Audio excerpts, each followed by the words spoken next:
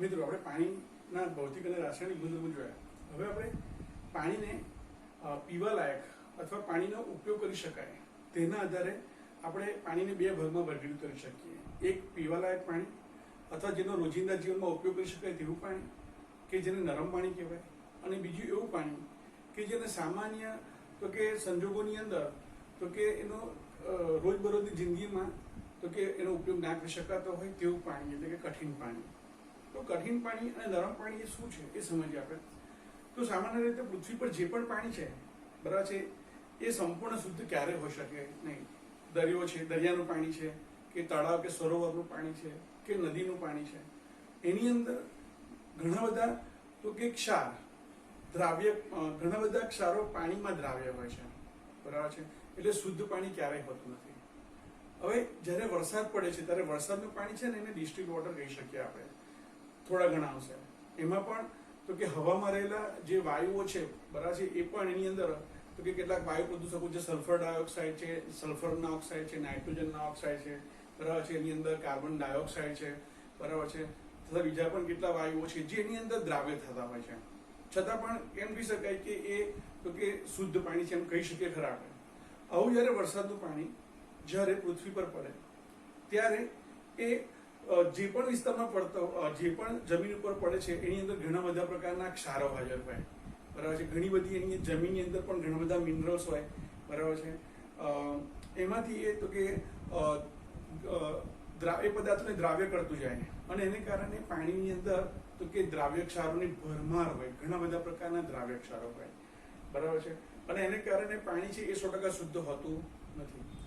આવા પાણીની અંદર તો કે નાઇટ્રેટ આયન હોય, ફોસ્ફેટ આયન હોય, હાઇડ્રોજન કાર્બોનેટ આયન હોય બરાબર છે. એવા ઘણા બધા પ્રકારના તો કે એની અંદર ઋણ આયનો અને ઘણા બધા ધાતુઓના આયનો પણ એની અંદર દ્રાવ્ય હોય છે. પરંતુ મિત્રો તેમાંના કેટલાક ધન આયન અને કેટલાક ઋણ આયનને કારણે પાણી છે એ કઠિન બની જતું હોય છે. તો મિત્રો પ્રશ્ન છે કે કઠિન પાણી કોને કહેવાય? કઠિનને આપણે હાર્ડ વોટર તરીકે પણ ઓળખીએ છીએ બરાબર છે. હાર્ડ વોટર, હેવી વોટર નહીં. હેવી વોટર તો આપણે ભણી ગયા અથવા ભણીશું અત્યારે બરાબર છે. પાણીની અંદર આ ચેપ્ટરમાં જ ભણીશું આપણે. D2O ડ્યુટેરિયમના ઓક્સાઇડથી બને તે ભારે પાણી. પણ પાણીમાં તો કે દ્રાવ્ય અશુદ્ધિઓને કારણે બરાબર છે પાણીમાં કઠિનતા જોવા મળતી હોય તો તેવા પાણીને આપણે હાર્ડ વોટર અથવા કઠિન પાણી તરીકે ઓળખીએ છીએ. આ કઠિન પાણી તો કે કોને કહી શકીએ આપણે? તો કે તમે જ્યારે કોઈ દરિયા કિનારાના પ્રદેશોમાં ગયા હોય બરાબર છે કે જ્યાં આગળ જ્યાં તો કે ક્ષારવાળું વધારે ક્ષારવાળું પાણી હોય તો એવા ક્ષારવાળા પાણીમાં તમે જ્યારે કોઈ સફાઈ ક્રિયા કરતા હોય, તમે કપડાને ધોતા હોય દાખલા તરીકે, તો તે વખતે તમે જે કપડાં ધોવાનું સાબુ છે તેની ઉપર ઘસો છો ત્યારે ફીણ ઉત્પન્ન થતું નથી અને એને કારણે વધારે ઘસવો પડે છે અને એવો સાબુ 2 થી 3 દિવસમાં તો કે પૂરો થઈ જાય છે બરાબર છે. તો એવું પાણી કે જેને સાબુ સાથે ઘસવામાં આવે, સાબુના સંપર્કમાં આવે ત્યારે તે ફીણ ઉત્પન્ન થવા દેતું નથી બરાબર છે, અને કારણે તો કે વધારે સાબુ ઘસવો પડે અને એને કારણે તો કે સાબુનો વ્યય થતો હોય છે. તો તેવા પાણીને કઠિન પાણી કહેવાય.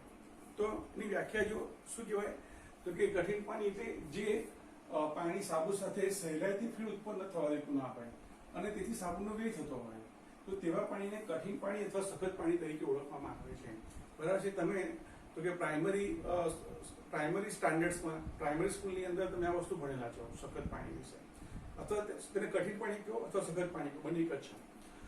હવે શું કહે છે તો કે પાણીમાં કઠિનતા માટે જવાબદાર આયન કયા કયા છે?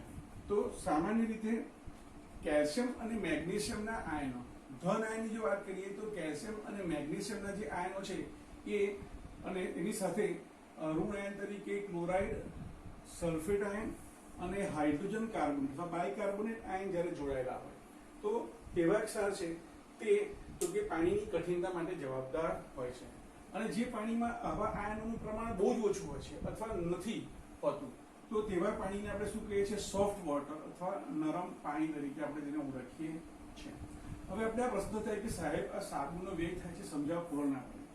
તો સમજો તમે જ્યારે સફાઈની કામગીરી કરતા હોય, પ્રક્ષાલન વિધિ કરતા હોય બરાબર છે, તમે જ્યારે સાબુ વડે તમે કોઈ કપડાને ઘસી રહ્યા છો કઠિન પાણીના સંપર્કમાં તો તે વખતે શું થાય છે? તો પહેલા તો સમજો કે સાબુ શું છે? સાબુ એ ફેટી એસિડનો સોડિયમ ક્ષાર છે. સાબુ બને કેવી રીતે? તો કે જે વનસ્પતિ તેલ આવે, આ વનસ્પતિ તેલની વનસ્પતિ તેલ એ વાસ્તવમાં શું છે તો કે ફેટી એસિડના તો કે ગ્લિસરાઇલ પ્રકારના એસ્ટર છે, એ બધું જવાતું અત્યારે એકદમ શોર્ટમાં જુઓ કે સાબુ શું છે તો કે ફેટી એસિડના ક્ષાર છે. તેમાં જે ફેટી એસિડ છે COOH ધરાવતું જે ફેટી એસિડ છે એની સાથે સોડિયમ પ્લસ આયન અથવા પોટેશિયમ પ્લસ આયન પ્રક્રિયા કરીને તો કે સાબુ બનાવે. તો અહીંયા તમે જુઓ, આપણે અહીંયા એક્ઝામ્પલ લઈએ કે ધારો કે આ ફેટી એસિડ છે RCOOH. આ ફેટી એસિડની તો કે જ્યારે સોડિયમ સાથે પ્રક્રિયા થઈ અને એને કારણે ધારો કે આ રીતે RCOONA બની ગયો, તો આ શું છે ફેટી એસિડ નો સોડિયમ ક્ષાર. અહીંયા R તરીકે 12 કે તેથી વધારે કાર્બન ધરાવતું તો કે અહીંયા ચેન હશે. તમારી બુકમાં C17H35COONA આપેલું છે, એ સ્ટીરિક એસિડ નો સોડિયમ ક્ષાર છે. આપણે એવું નથી યાદ રાખવું, આપણે અહીંયા સીધું આવું લખી દેવાનું કે RCOONA એટલે આ અહીંયા H હોય તો ફેટી એસિડ કહેવાય. મિત્રો યાદ રાખો કે 10 કાર્બન કરતા વધારે કાર્બન ધરાવતો કાર્બોક્સિલિક એસિડ નું સંયોજન ફેટી એસિડ તરીકે ઓળખાય. તો આ શું છે ફેટી એસિડ નું સોડિયમ ક્ષાર છે, જેને આપણે શું કહીએ છીએ સાબુ કહીએ છીએ, બરાબર છે. તો એ જ્યારે આવા કઠિન પાણીના સંપર્કમાં આવે છે તો તે વખતે અહીંયા એક્સપ્રેસ લખી દઉં. કઠિન પાણીમાં કોણ છે તો કે કેલ્શિયમ અને મેગ્નેશિયમ છે. તો આપણે એ બંનેને શોર્ટમાં આપણે M2+ વડે દર્શાવીએ, એટલે કે બેમાંથી કોઈ પણ ગણી શકીએ આપણે, બરાબર છે. આયન છે એના સંપર્કમાં આવે છે તો પ્રક્રિયા દરમિયાન શું થાય છે તો કે અહીંયાથી O- અને Na+, RCOO- અને Na+ વચ્ચે તો કે બંને છૂટા પડે છે અને RCOO- પેલા M2+ સાથે જોડાય છે. તો આ COO એની સાથે પેલો M2+ જોડે, આનો ચાર્જ -1 છે અને આનો +2 છે, તો બેલેન્સ કરવા માટે આને 2 વડે ગુણવું પડે, એટલે અહીંયા શું થઈ જાય RCOO twice M બની જાય.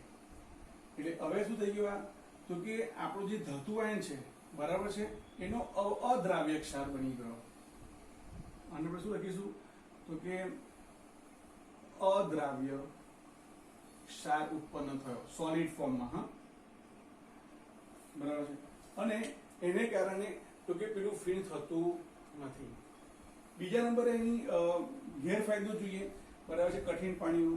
તો જ્યારે મોટી મોટી કંપનીઓની અંદર બોઇલરનો ઉપયોગ કરવામાં આવે, આ બોઇલરની અંદર પાણીને ઉકાળવામાં આવતું હોય, બરાબર છે, તો આ બોઇલરની અંદર રાખેલું પાણી જો કઠિન પાણી હોય, એટલે કે એની અંદર કેલ્શિયમ અને મેગ્નેશિયમ જેવા આયનો અંદર હાજર હોય, બરાબર છે, અને આવા ઋણ આયન હાજર હોય, તો એની અંદરની જે દિવાલો છે એની ઉપર ક્ષાર જામતું જાય અને પરિણામે ધીમે ધીમે એ જે દિવાલ છે ખવાતી જાય અને પરિણામે એક સમય એવો આવે કે એ દિવાલો ફાટી જાય અને એને કારણે બોઇલર ફાટી જાય, તો તેની આજુબાજુ કામ કરનારા જે કારીગરો છે, કામદાર છે, એને પણ નુકસાન થાય, જીવનું જોખમ બંધાય.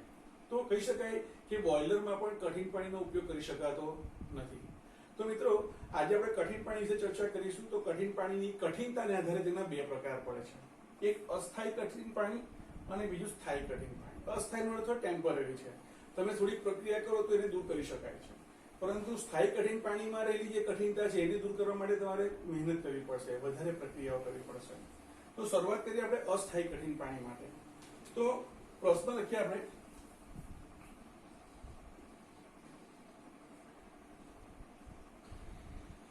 અસ્થાયી ટેમ્પરરી પાણીની કઠિનતા દૂર કરવાની પદ્ધતિઓ અથવા રીત સમજાવો.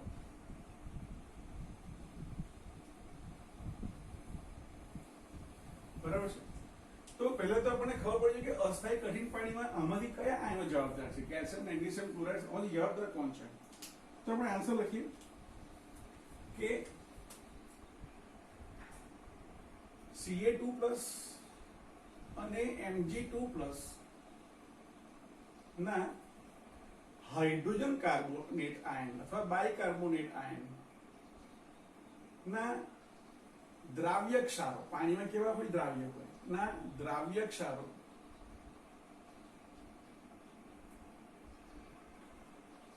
પાણીની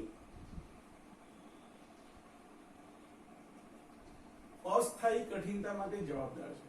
પાણીની અસ્થાયી કઠિનતા માટે જવાબદાર છે.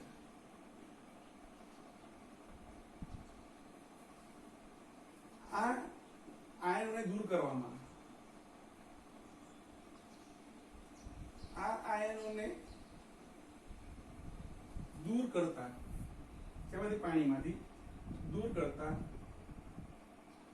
તે પાણી નરમ બને છે. તે એટલે કયું પાણી? અસ્થાયી પાણી નરમ પાણીમાં ફેરવાય છે. એની બે પદ્ધતિઓ છે. પહેલી પદ્ધતિની વાત કરીએ આપણે તો ઉકાળવું.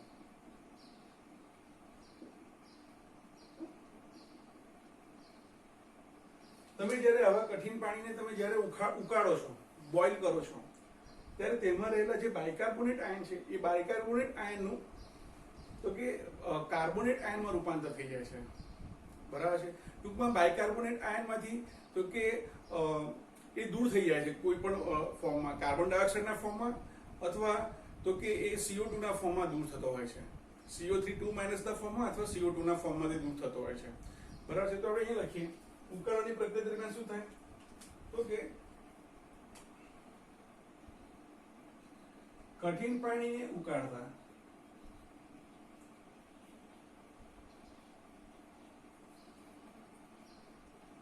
દ્રાવ્ય, હવે એમાં એક જ નેગેટિવ આયન છે HCO3 minus, 2 minus HCO3 minus.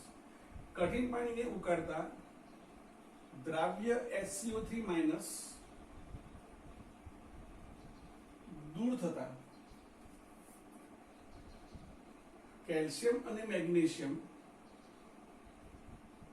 હવે અદ્રાવ્ય થઈ, હવે અદ્રાવ્યમાંથી અદ્રાવ્ય બની જાય છે. કેલ્શિયમ અને મેગ્નેશિયમના અદ્રાવ્ય ક્ષાર ઉત્પન્ન થાય છે. બુકમાં અલગ લખેલું છે, અહીંયા હું અલગ લખું છું. બરાબર છે. પણ આ અગત્યનું છે, તમે સરસ સમજી શકશો. કઠિન પાણીને ઉકાળવામાં છે ત્યારે દ્રાવ્ય કાર્બોનેટ, હાઇડ્રોજન કાર્બોનેટ દૂર થાય છે અને એની જગ્યાએ કેલ્શિયમ અને મેગ્નેશિયમના જે દ્રાવ્ય ક્ષાર હતા એની જગ્યાએ કેલ્શિયમ અને મેગ્નેશિયમના અદ્રાવ્ય ક્ષાર બને છે. બરાબર છે. અદ્રાવ્ય ક્ષારનો શું થયો? એ ઘન સ્વરૂપમાં ફેરવાય છે. તમે દૂધમાં તો કે એસિડ નાખો, દૂધમાં તમે લીંબુનો રસ નાખો તો દૂધ ફાટી જાય છે. ફાટી જેનો અર્થ શું થયો? પાણી છૂટું પડી ગયું અને એમાં ઘન પદાર્થ છૂટો પડી ગયો, જેને આપણે પનીર કહીએ છીએ. બરાબર છે. તો દૂધમાંથી પનીર થવું એટલે દૂધમાંથી પનીરનું અવક્ષેપિત થયો એમ કહી શકીએ આપણે. તેવી રીતે જ્યારે પાણીને ઉકાળવામાં આવે છે ત્યારે બાયકાર્બોનેટ આયન દૂર થાય છે અને પરિણામે કેલ્શિયમ અને મેગ્નેશિયમ છે એ અવક્ષેપિત થાય છે. અદ્રાવ્ય એટલે કે પાણીમાંથી બહાર છૂટા ઘન પદાર્થમાં ફેરવાય છે. બરાબર છે. જેને ગાળવાથી આ જે અદ્રાવ્ય ક્ષાર અશુદ્ધિ છે દૂર થાય છે અને નરમ પાણી આપણને મળે છે.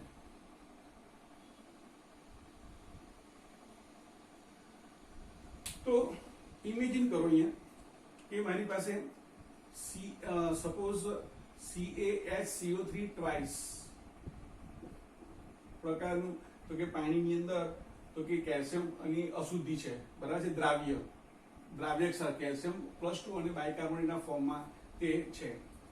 હવે તમે જ્યારે આને ગરમ કરો છો તો તે દરમિયાન શું થાય છે? અહીંયા ધ્યાન આપજો.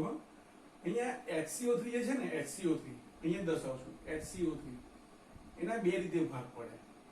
એક ભાગમાં શું બને? H+ આયન બને અને CO3 2- છૂટો પડે અને બીજી કન્ડિશનની અંદર OH- પણ થાય અને CO2 પણ બને. આ બે કન્ડિશન જોવા મળે. મને સાઈડ ઉપર લખું, તમને એ સમજવાની છે, જરૂરી છે. અહીંયા હું અહીંયા સાઈડ ઉપર લખી રાખું છું. HCO3 બે કન્ડિશનમાં બે રીતે વિઘટન પામે.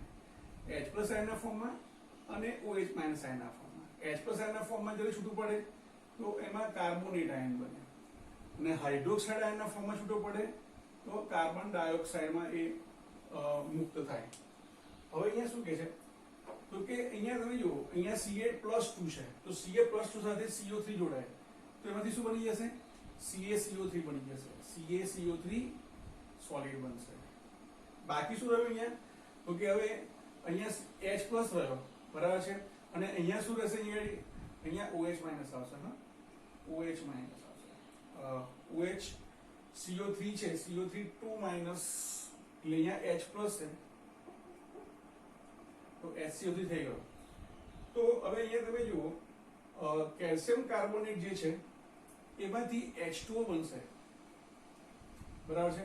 અહીંયા બે HCO3 છે એટલે એમાંથી H2 બનશે અને CO2 બનશે, બરાબર છે. હું અહીંયા કાઢી નાખું છું સમજવા માટે. ખાલી યાદ રાખો કે HCO3 માં H+ પણ બનતો હોય અને OH- પણ બનતો હોય. તો અહીંયા શું થયું તો કે તમે જો અહીંયા HCO3, અહીંયા બે HCO3 છે, HCO3 -1 અને અહીંયા HCO3 -1. તો અહીંયા જે છે બરાબર છે આમાંથી H+ બન્યો અને CO3 બન્યો અને આમાંથી OH- બન્યો અને CO2 બન્યો. ધ્યાન આપજો. તો આ H+ અને આ OH જોડે ગયા એટલે H2 બની ગયો, આ CO3 અહીંયા જોડે ગયો અને આ જે CO2 છે એ આ આપણને મુક્ત થયો. આમ બે બાયકાર્બોનેટના આયનમાંથી શું થયું તો કે કેલ્શિયમ કાર્બોનેટ બની ગયો, જે કેવો છે સોલિડ ફોર્મમાં છે. કાર્બન ડાયોક્સાઇડ તો ગેસિયસ ફોર્મમાં મળી જશે અને H2 લિક્વિડ છે. મેગ્નેશિયમ અહીંયા જરૂર આના માટે પડશે, મેગ્નેશિયમ હાઇડ્રોજન કાર્બોનેટ છે આ રીતે. તો અહીંયા પ્રક્રિયા આવી થવી જોઈએ, બરાબર છે. સી ની જગ્યાએ શું આવે મેગ્નેશિયમ આવે તો અહીંયા શું બને MgCO3 solid plus H2O plus CO2 gas. પણ મિત્રો આ પ્રક્રિયા થતી નથી, આ પ્રક્રિયા થતી નથી.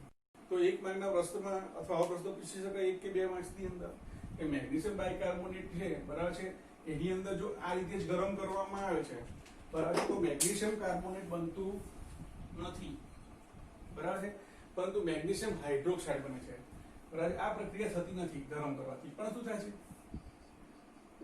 પરંતુ પ્રક્રિયા આવી રીતે થાય છે. MgHCO3 ટ્વાઇસ પાણીમાં દ્રાવ્ય છે, એને ગરમ કરીએ છીએ તો પ્રક્રિયા દરમિયાન MgOH ટ્વાઇસ બને છે આ રીતે. અને કાર્બન ડાયોક્સાઇડ ના બે અણુ મુક્ત થાય છે આ રીતે, બરાબર છે. અહીંયા શું થયું તમે જુઓ, આપણી પાસે જે HCO3 છે, બરાબર છે, એની અંદરથી એક બાજુ OH- થયો અને એક બાજુ CO2 છૂટો પડી ગયો. તો બે HCO3 હોય તો બે OH- બને અને બે CO2 બને. અહીંયા પેલી ઘટના નથી બનતી, H+ અને CO3 2- વાળી ઘટના અહીંયા નથી બનતી. કેમ નથી બનતી સમજાવું. તો અહીંયા શું થયું, Mg સાથે બે OH જોડે ગયા એટલે MgOH ટ્વાઇસ થઈ ગયો અને બે CO2 મુક્ત થઈ ગયા. આવું કેમ થયું તો કે તમે 11મા ધોરણની અંદર આ જ ધોરણમાં તમે ચેપ્ટર નંબર જ્યારે 7 ભણશો સંતુલન, ત્યારે તમને ડિટેલમાં ખબર પડશે. પણ અહીંયા આપણે એવું કહી શકીએ શોર્ટમાં, કારણ કે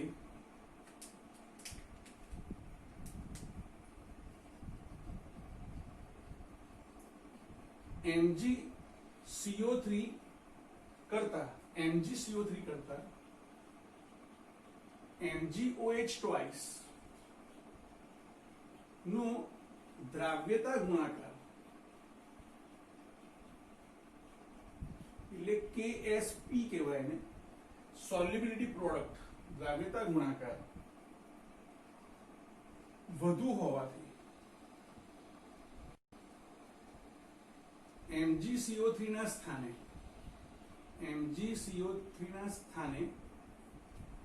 MgOH ટ્વાઇસ મુક્ત થાય છે.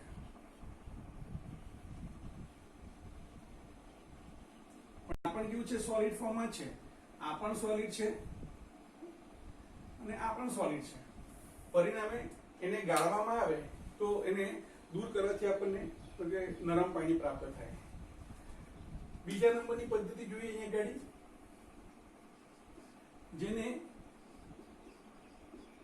ક્લાર્ક મેથડ અથવા ક્લાર્ક પદ્ધતિના નામથી ઓળખવામાં આવે છે.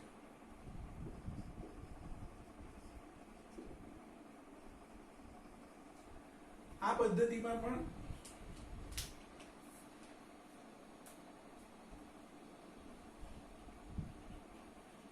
આ પદ્ધતિમાં આ જ પ્રક્રિયા થાય છે, પણ આ પદ્ધતિમાં કેલ્શિયમ હાઇડ્રોક્સાઇડ એટલે કે એનું નામ શું છે તો કે ફોડેલો ચૂનો અથવા એનું બીજું નામ શું થયું, ચૂનાનું પાણી. ઉમેરી ગરમ કરવામાં આવે છે. ઉમેરી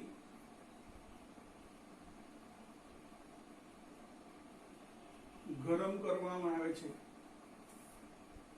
જેથી અદ્રાવ્ય ક્ષાર કેલ્શિયમ અને મેગ્નેશિયમના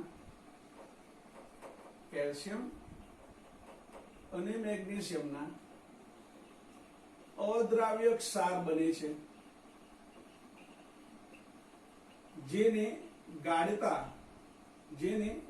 અથવા જેને ગાળણ ક્રિયાથી દૂર કરતા ગરમ પાણી બને છે. પાણી કેવું બને છે? નરમ બને છે. તમને કદાચ નીચે ના દેખાતું હોય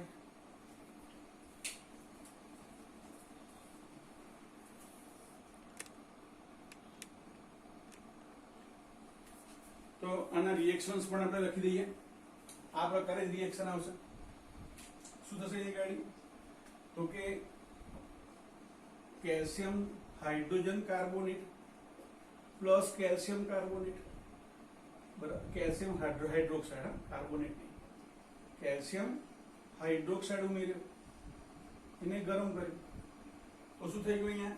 તો કે CaCa બે વખત છે એટલે 2 ટાઈમ્સ Ca. અહીંયા CO3 2 માઇનસ 2 H+ મુક્ત થયા એટલે CaCO3 2 H+ અને 2 OH માઇનસ 2 H2 બની ગયા.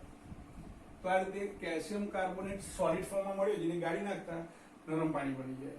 જો મેગ્નેશિયમ હોય, મેગ્નેશિયમ હાઇડ્રોજન કાર્બોનેટ હોય તો તે પણ કેલ્શિયમ હાઇડ્રોક્સાઇડ સાથે પ્રક્રિયા કરે, પણ પ્રક્રિયા કરવાથી કેલ્શિયમ મેગ્નેશિયમ કાર્બોનેટ નહીં બને, પણ શું બનશે? Magnesium hydroxide